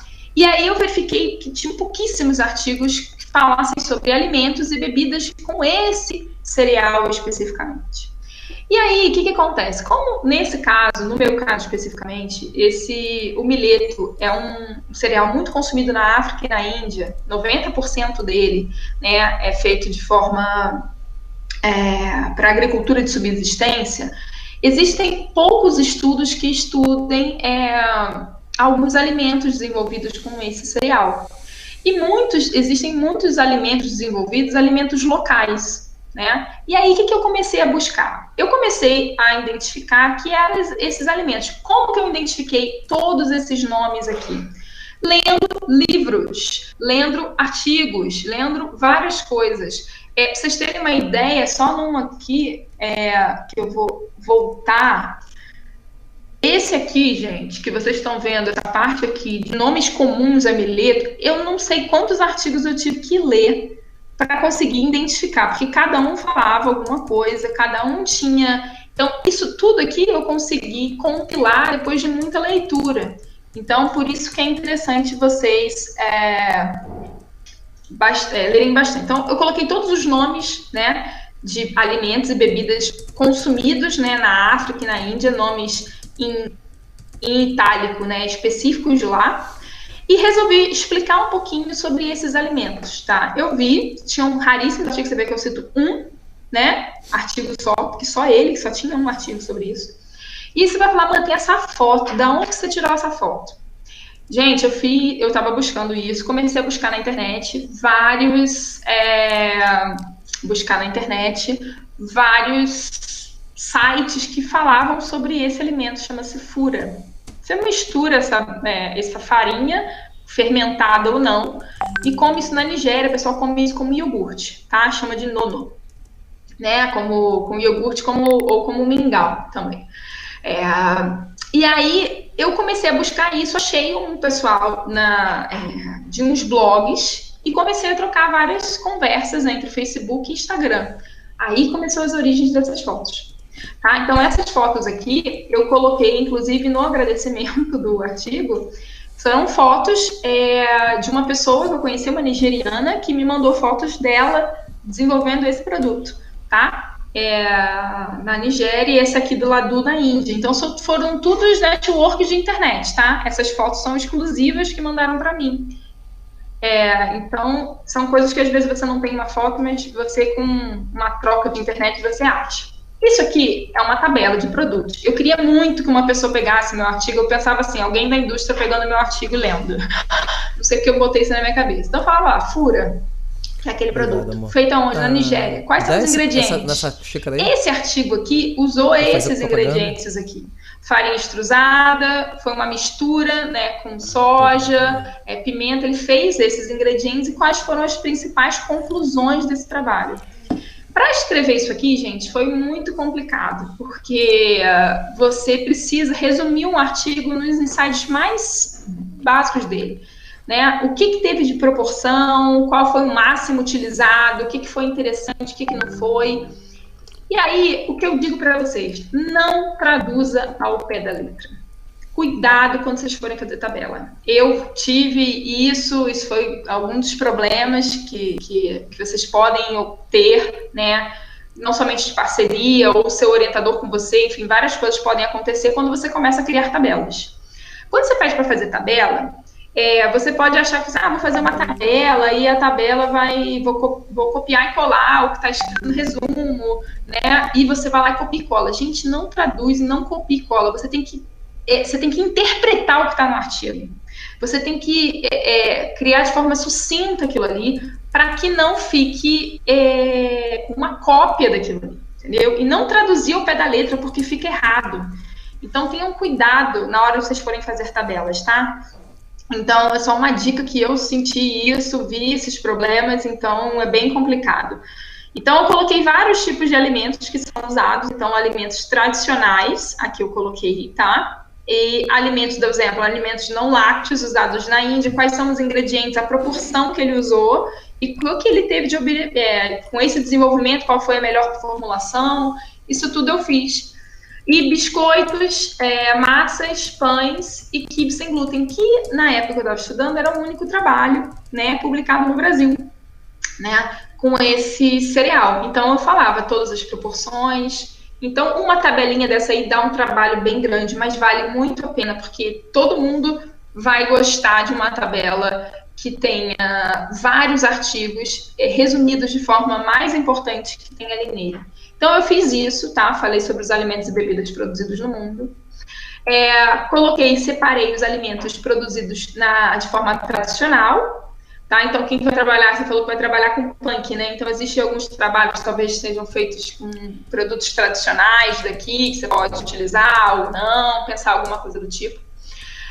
Coloquei todos esses nomes que são utilizados tipicamente na Índia, tá? Alguns deles eu verifiquei com algumas pessoas também de lá, então são esses nomes, fui colocando. E essas fotos também foi um outro rapaz que eu conheci pela internet, um indiano, que é a mãe dele fazendo na casa dele, gente, essas fotos. Eu queria muito pegar fotos de chapati, as fotos eram horrorosas. E eu procurando na internet vi uma postagem dele, entrei em contato com ele, mandei uma mensagem, expliquei que eu estava fazendo um artigo que eu queria muito apresentar produtos tradicionais feitos na Índia. E aí ele falou, olha, eu vou gravar para você. Ele fez um vídeo para mim e tirou várias fotos da mãe dele fazendo chapati, que é esse pão, como fosse um pão árabe feito de grão de milheto. E aí eu coloquei no artigo, tá?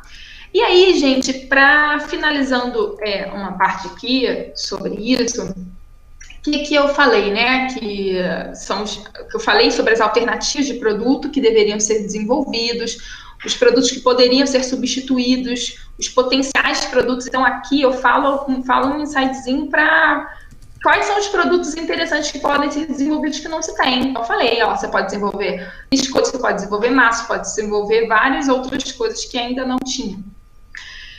E aí foi um grande desafio essa parte do artigo. Não se tinha também nenhum artigo de revisão que eu havia lido sobre perspectivas, né? E como eu estava falando muito no país, específico no Brasil, eu queria falar alguma coisa sobre expectativas futuras. Então. E aí o que estimulou, isso foi um pedido, essa parte de como estimular o consumo no Brasil, essa parte de estimular, quem foi proposto pelo revisor. O revisor falou, não, ok, você falou sobre futuras expectativas e tal, o que você acha, mas como que você tem que estimular o produto no Brasil?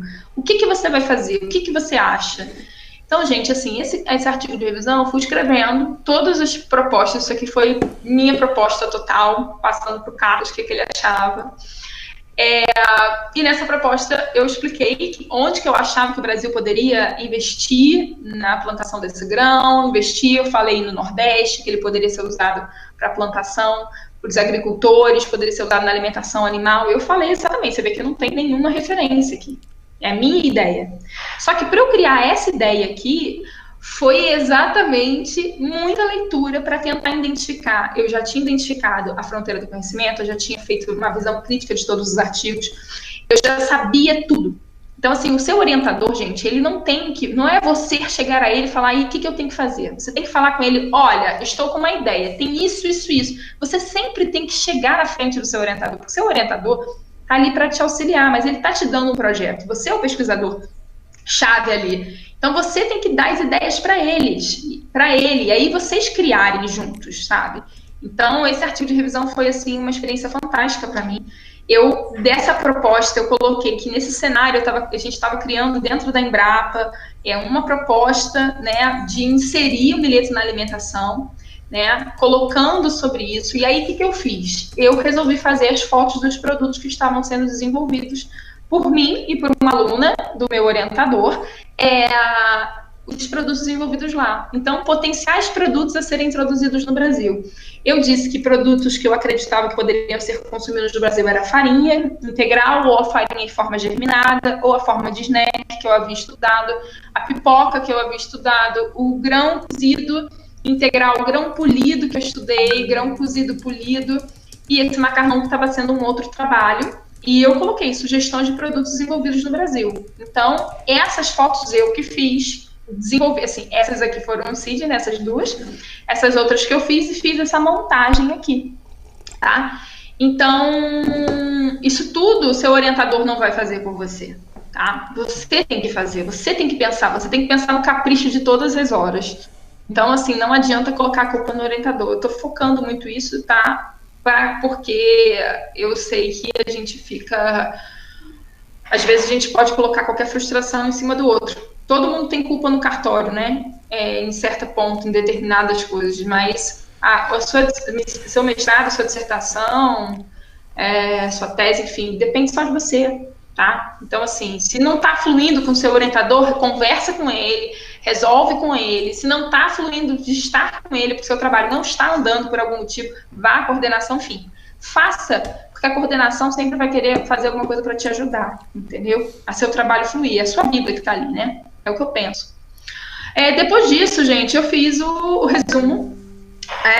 Esse resumo é bem complicado, mas eu tentei trabalhar no resumo palavras-chave que todo mundo conseguisse achar no meu artigo.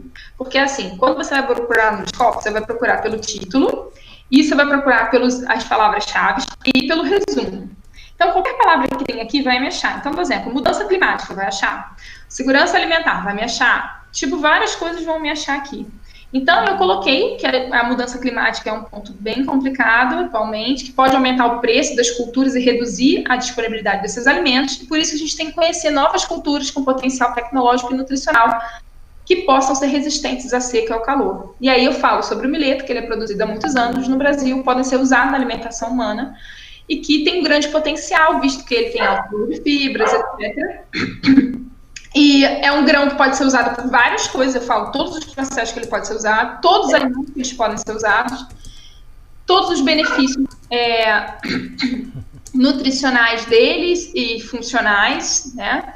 E que, por isso, o objetivo foi potencializar, mostrar como uma alternativa para o Brasil, já que ele não é consumido. E aí eu finalizo, quer dizer, tudo que eu apresentei lá, eu coloco aqui. E essas palavras-chave são muito importantes, tá? No agradecimento, gente, eu coloquei os agradecimentos dessas pessoas que eu tive contato. Então, que foram pessoas de Google, Instagram, Facebook, e não se esqueçam, né, de vocês colocarem a CAPES. Então, essa questão dos agradecimentos são muito importantes, né? Então, esse foi a minha troca com esse grupo de pessoas que me cederam gentilmente as fotos, né, para eu compilar o meu artigo. E as revisões, né, óbvio, as referências, por isso que eu falei do Mendeley e do EndNote, para que vocês tenham, então, as tabelas Excel, formatação no Word, aqui, Mendeley e EndNote. E o que eu quero dizer para vocês em conclusão? A paciência é amarga, tá, gente? Mas seus frutos são doces. Eu sei que demora, eu sei que todos os casos que acontecem dentro da pós-graduação em relação a gente, né, ânimos, desânimos, e agora, como é que vai ser? Tudo desanimada, não era isso? Isso acontece, mas vale a pena. Um artigo de revisão é bem detalhado, bem escrito, dedicado, você vai conseguir, sim, publicar numa revista 1, tá? A probabilidade de você voltar esse artigo com sugestões que vão engrandecer é muito grande. Eu hoje já tenho, vou fazer 13 citações, 14 citações do meu artigo de revisão, e o meu artigo de revisão me abriu muita coisa, sabe? Primeiro, mudou completamente a minha tese, eu propus completamente outras coisas, não ia fazer só extrusão, eu fiz extrusão, fiz cocção, fiz germinação, fiz tratamento emergente, que eu verifiquei que não tinha nada de tratamento emergente, e publiquei o primeiro artigo com aquecimento ômico de mileto nos Scopus é meu. Então, assim, a partir do artigo de revisão, eu consegui ter várias coisas, entendeu? Várias ideias. E o que vem de benefício nisso? Depois que eu publiquei, né, acabei lá meu doutorado, fui chamada para conferência em Roma por causa do meu artigo de revisão. Japão, para também conferências só por causa do meu artigo de revisão. Aqui Texas, Estados Unidos, Itália também foi um outro. Esse site de Portugal me chamou para poder fazer essa entrevista. Esse site identificou, a partir do meu artigo, que o grão de milheto poderia ser um grande potencial, mostrando que era uma alternativa ao arroz e ao milho. Quer dizer, tudo o artigo de revisão vai trazer, entendeu? O artigo de revisão também me trouxe uma parceria com uma empresa maior produtora de milheto do Brasil. Eu fui convidada para visitar a unidade deles, Fabril. Eu conheci tudo pago, conheci o melhoramento genético da planta, fui para o Mato Grosso do Sul, visitei tudo com eles, hoje eles são parceiros meus de pesquisa, tá? Fui para Recife dar uma palestra para gastronomia. Você vê, olha só um artigo de revisão, o que ele pode te dar. E lembre-se, gente, que eu quero dizer para vocês, foco e equilíbrio, não tem jeito, tem que ter equilíbrio, foco no que você vai fazer, tá? Cuidado nesses filtros, conversa com seu orientador sempre tem que ser um grande parceiro seu, tá? Isso é muito importante. Resiliência, é o que eu indico vocês, é treinar a paciência para que o estresse não te faça explodir. Eu sei que muitos têm filhos, eu sei que muitos têm outras coisas, todo mundo tem suas obrigações, tempo de pandemia, então tá bem complicado para todo mundo, mas foque, faça o que você gosta, leia de forma crítica, porque assim, gente, você sabia que o leão, ao sair para caçar, falha de 6 a 10 vezes antes de conseguir capturar uma presa? 85% da sua vida é um fracasso. Então, o que faz dele o rei? A perseverança. É isso que eu quero mostrar para vocês. Não tem outra forma da gente alcançar determinado ponto se nós não nos dedicarmos, tivermos resiliência, perseverança, como meu orientador querido dizia, né? Então, precisamos ter essa calma. E eu digo para você que você consegue, tá? Tanto esse artigo, como os outros artigos publicados, eles me levaram hoje, eu estou conseguindo fazer essa parceria de estudos. Então, aqueles alimentos que eu coloquei lá no artigo de revisão, que existiam gaps para desenvolver, hoje eu estou desenvolvendo com o professor Felipe Trombete na Universidade Federal de São João del Rei, em parceria com o meu orientador. Então, hoje o meu orientador, ele é um grande amigo meu, né, assim, de tudo, né, a gente troca as ideias, alô, ih, saiu tudo aqui. Tá me escutando? Tá perfeito, Amanda, fica tranquila, só saiu do slide, mas tá funcionando. Ah, tá, tudo bem. Tranquilo. Então, hoje, o meu orientador, ele consegue, hoje, por exemplo, a gente vai mandar para uns blogs científicos em relação a alguns trabalhos que a gente desenvolveu com produtos cárneos que não tinha. Então, assim, pessoal, um artigo de revisão vai te dar empoderamento para você ter segurança do que você está fazendo, vai te dar respeito em relação ao seu orientador com você, porque quando eu entreguei meu artigo de revisão para o Carlos, assim, o meu nível ganhei muitos pontos com ele em relação à confiança profissional quanto a mim, porque ele falou, Amanda, eu aprendi com você, né? Você otimizou minha vida, você agregou. Então, agreguem. Eu acho que é isso que vocês têm que fazer. A missão que eu quero mostrar para vocês é o seguinte, vocês não estão aí à toa, Vocês não têm que publicar porque o Luciano está falando, tá? Vocês têm que publicar porque vocês precisam publicar. A ciência precisa de vocês e vocês têm um currículo. Vocês precisam disso. Façam por onde, porque hoje eu sinto orgulho da minha tese, eu sinto orgulho da minha dissertação, eu sinto orgulho dos trabalhos que eu fiz. E hoje eu consigo ser respeitada e chamada para desenvolver trabalhos por causa disso. Então, assim, façam com carinho, com cautela, com cuidado, porque vai ter vários pontos positivos para vocês. Força, toda a luz do mundo, calma, na verdade, que vai dar certo, tá? Eu só queria trazer as ideias para vocês. Tenham o orientador de vocês como um grande aliado, tá? Um grande amigo que vai te dar horizontes, mas ele não vai pegar na sua mão para fazer, tá? Você é um profissional, você que faça, tá? Você tem que fazer por isso. Então, assim, não se esqueça disso, tá? Então, quando o seu orientador for bravo, quando a Luciana for bravo, quando era a Marivone, quando era... Não interessa quem for. Não peça para alguém te cobrar. Leve logo o resultado. Leve soluções para o seu orientador. Porque é a sua pesquisa, é a sua construção, é a sua vida que está em jogo. Um artigo de revisão pode mudar muita coisa. E na minha vida mudou. E eu espero que de vocês mude também. É isso que eu queria dizer. Amanda, a pena que não tá todo mundo aqui para bater palmo para você de pé, né? Eu acho que é unânime, né? Tá todo mundo colocando no chat aí. Assim, vou te falar rapidamente antes de passar. Deixa eu abraçar, Larissa. Amanda, olha só para poder agradecer mais uma vez, tá? Eu fiquei muito feliz, parabéns pelo trabalho. Como eu sempre brinco, né? Eu já sabia, eu sempre soube da sua qualidade, assim, vendo... acompanhando você, né?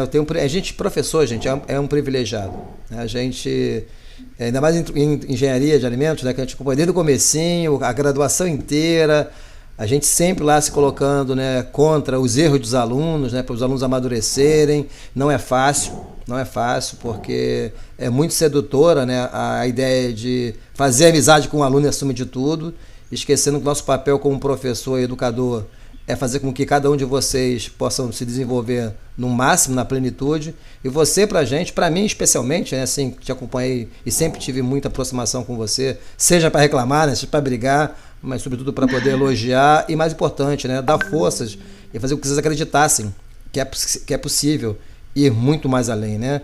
Aquela velha frase, né, do Jorge Paulo, que sonhar pequeno e grande dá o mesmo trabalho. E aí, se vocês têm todo o potencial e ficam, às vezes, se apequenando, né?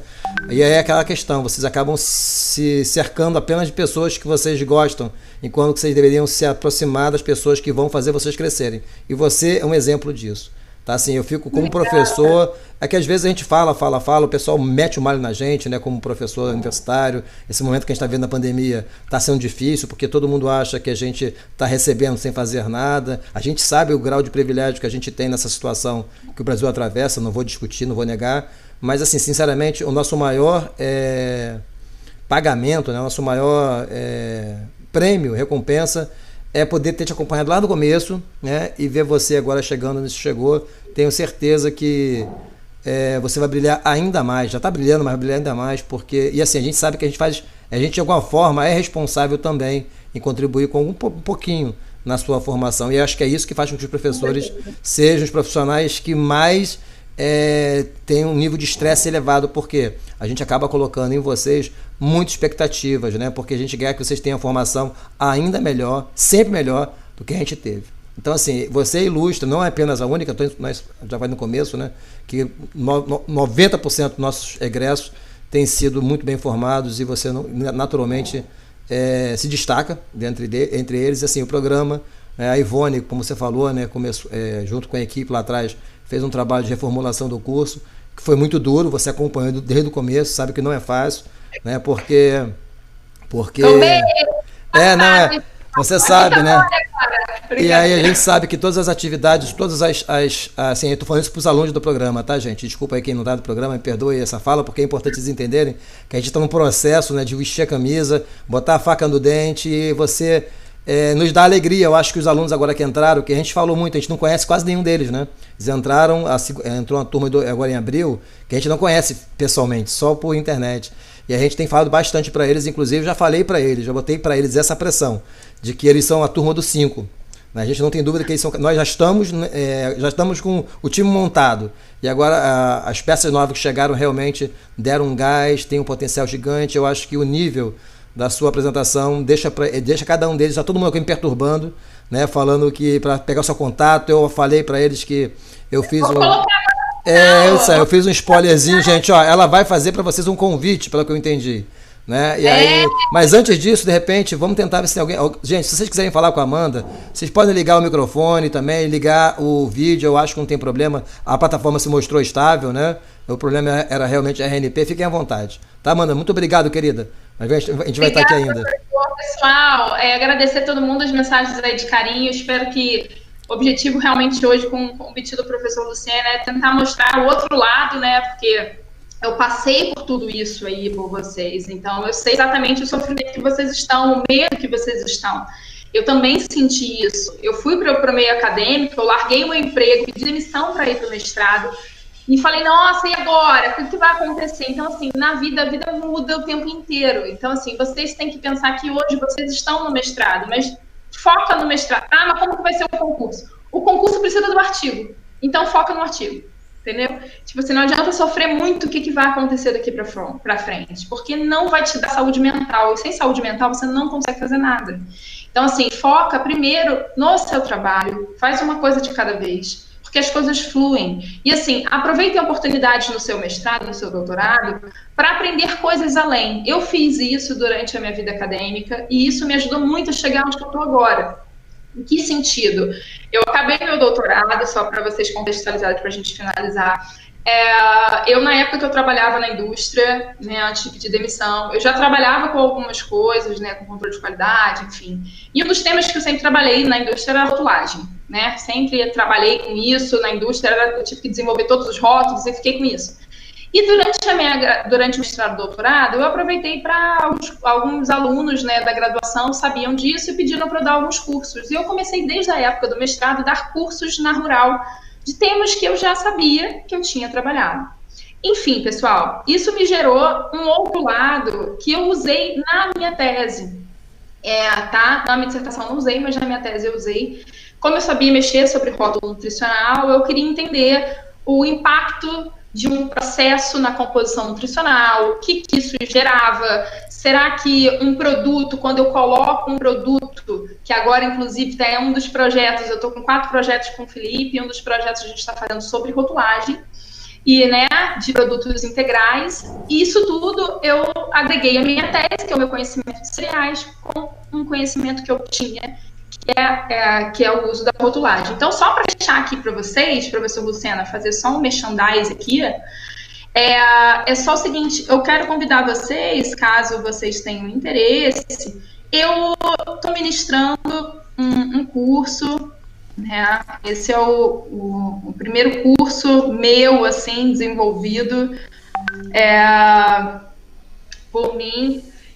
Esse curso de rotulagem, eu vou falar, vai ser mudado, né, publicada, a proposta ainda não fiz esse ano, uma nova rotulagem nutricional para os produtos, né, e eu vou passar dentro desse curso no dia 20, de 8h30 a 12h30, são 4 horas, é um curso de atualização, explicando todas as propostas, o que vai acontecer, a nova tendência dos rótulos frontais e tal. E aí você vai falar assim para mim, Amanda, o que isso tem a ver com uma pós-graduação? É o seguinte, pessoal, às vezes, em momento de pandemia, vocês não vão conseguir fazer análise sensorial de degustação de um produto, mas vocês podem fazer uma percepção de uma embalagem, né? Do que você acha a partir de questionários, você pode fazer alguns outros estudos. E aí, esse curso pode ser, talvez, te dar alguns insights sobre essas propostas. Eu vou falar sobre alguns cases, estudos específicos, científicos, sobre impacto de alguns produtos. Vamos dizer, se você está usando um produto que tem um alto teor de açúcar, alto teor de gordura, alto teor de sódio, você vai ter que usar um rótulo desse na frente. Isso pode impactar definitivamente no poder de compra, né? Então, esse curso, eu tô lançando esse curso, né? E eu queria convidar vocês, caso vocês tenham interesse, esse curso vai ser ao vivo, tá? E tô fazendo isso. E aí, queria, para finalizar, que eu não sei se finalizar, dizer com vocês que com calma e paciência, de repente, tudo acontece, tá? Espero que eu tenha ajudado um pouquinho vocês. Aqui está meu contato, meu e-mail, quem quiser me mandar algum e-mail para alguma dúvida. Aqui está meu Instagram, pode me adicionar lá, até como a Larissa falou que já compartilhou, né, Larissa? Aqui está meu Instagram, lá está explicado direitinho como é que tá o curso, o que eu estou fazendo.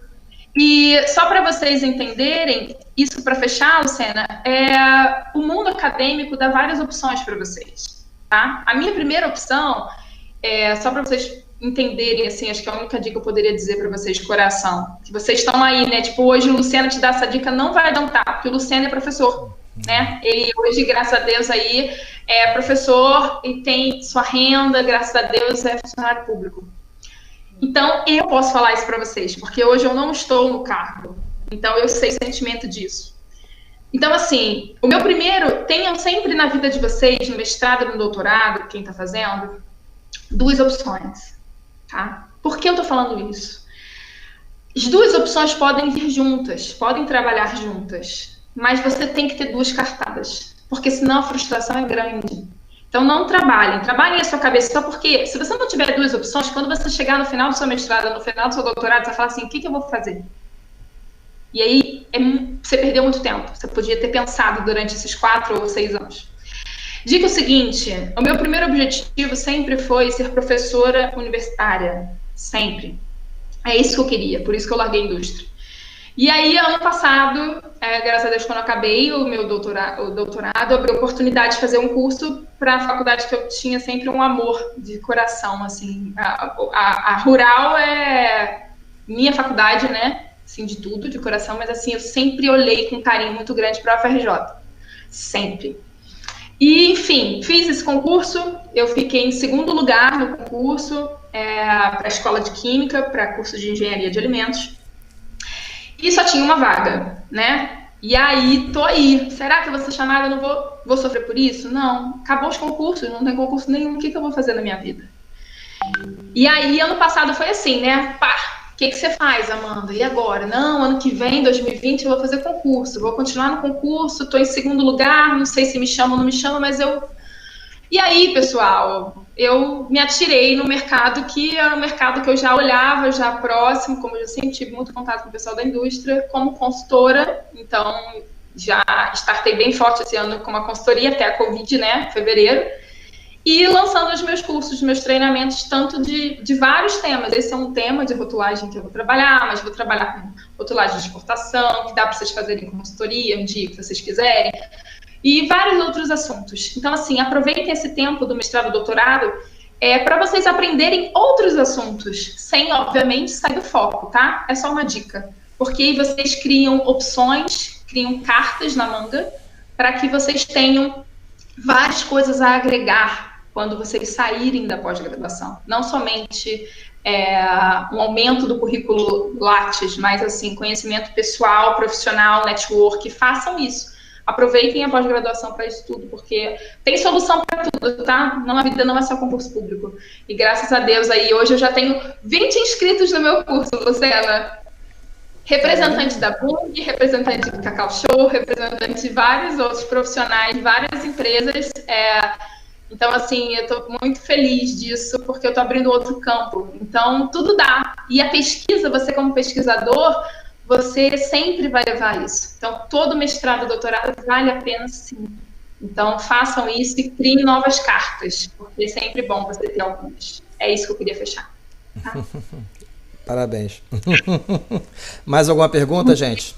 Obrigada por tudo, pessoal. Um beijo. Qualquer coisa, estou aí. O link da inscrição, Carol, eu vou rapidinho, Luciana, deixa eu mandar aqui para você. Para aí eu fecho tudo. A gente finaliza. Atenção, essa vida não tá fácil não, mas a gente está indo feliz, continuando a pesquisa, sem acabar, sem o meu currículo andando, fazendo pesquisa, mas ganhando dinheiro, porque também a gente quer ganhar dinheiro, né? Sim. Isso é bom. Tem em relação a isso, Amanda, a gente na pós, a gente está preocupado com isso, né? Essa questão desse momento que a gente está vivendo, político, né? Que impacta naturalmente no econômico. E aí com esse ano de 2020, acho que nenhum melhor analista poderia imaginar um ano como esse, né? Mas, de qualquer modo, a gente já está planejando, inclusive, ensinar dentro da pós-graduação, isso é na pró-reitoria, que os alunos da gente aprendam as plataformas de ensino à distância, Moodle, para vocês criarem tipo uma universidade, né? Vocês podem se juntar, os alunos podem se juntar e fazer, cada um tem um conhecimento diferente. E aí eles aprendem como é que funcionam essas plataformas para montar os cursos, não ficarem reféns de quem já tem os cursos, as plataformas prontas, né? Isso é algo que está no nosso radar, sim. Tanto é que esse ano eu estou aprendendo a mexer em todas as plataformas possíveis. Não só as videoconferências não, porque eu acho que isso já está resolvido. Mas, sobretudo, os ambientes, né, virtuais. Porque, independentemente da pandemia, você fazer esses cursos, né, em company, fisicamente, eles são muito caros. Agora, você conseguir fazer esses cursos à distância, que consiga agregar valor, isso também pode ajudar bastante nesse novo mercado que vai se colocar aí para o ensino, né? Para bem e para mal.